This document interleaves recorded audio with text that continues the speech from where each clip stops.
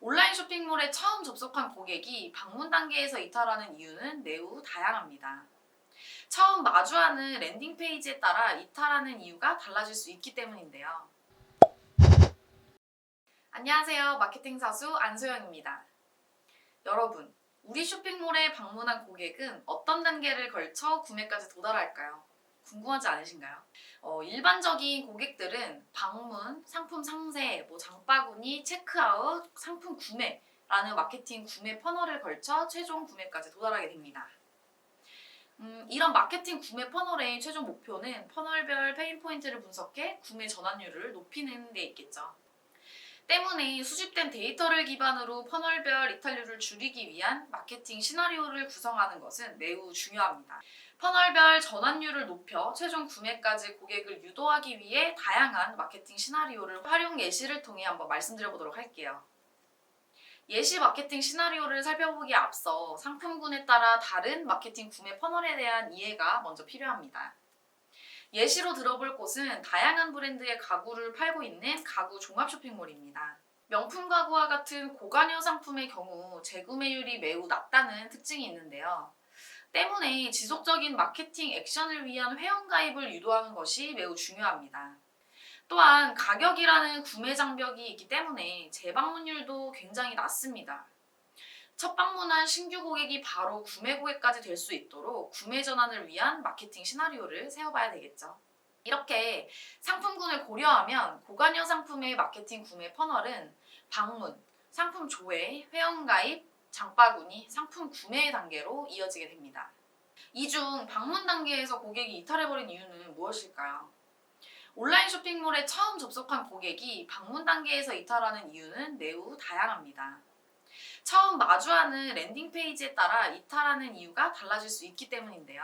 본 영상에서는 랜딩 페이지가 메인 화면인 경우와 상세 페이지인 경우 이렇게 두 가지를 기준으로 이탈 이유를 가정해 보도록 하겠습니다.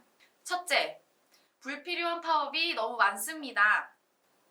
메인 페이지로 처음 접속한 경우 고객들이 마주하는 팝업은 배송 지연 안내 팝업, 할인 안내 팝업, 기획전 안내 팝업, 타임세일 팝업 등 되게 다양합니다.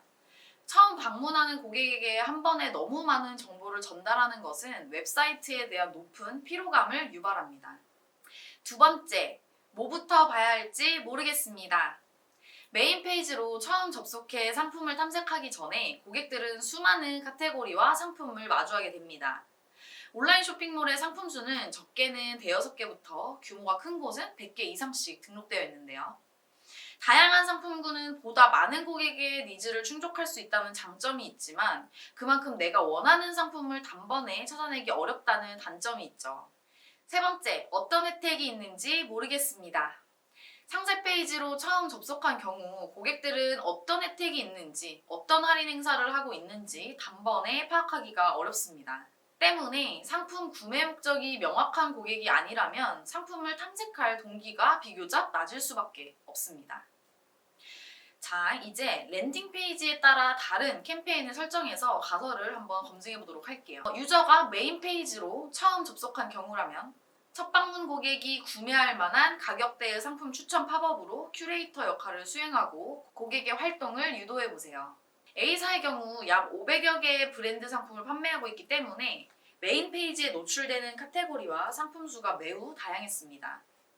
그래서 오늘 B 브랜드의 땡땡 모델을 구매할 거야 라는 구체적이고 확실한 구매 목적을 가진 고객이 아니라면 어떤 상품부터 둘러볼지에 대한 고민에 빠지게 됩니다.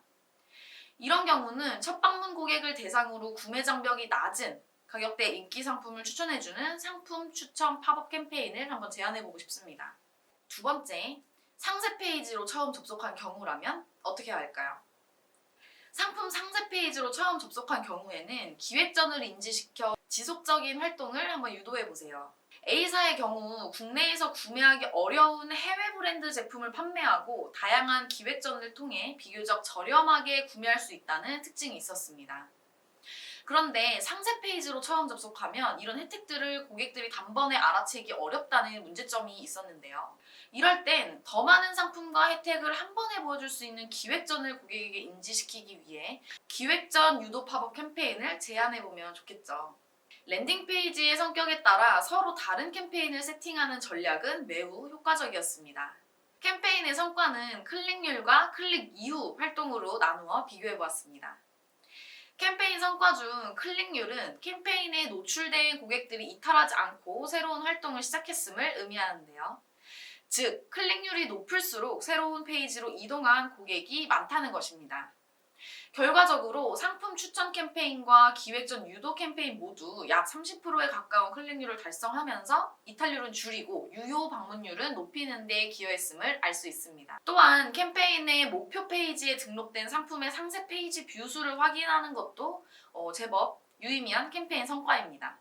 여기까지 말씀드린 두 캠페인 모두 실행 전 대비 실행 후 상품 상세 페이지 뷰 수가 큰 폭으로 증가해서 이탈률 감소뿐만 아니라 방문 다음 단계인 상품 조회까지 행동이 전환되었음을 알 수 있었습니다.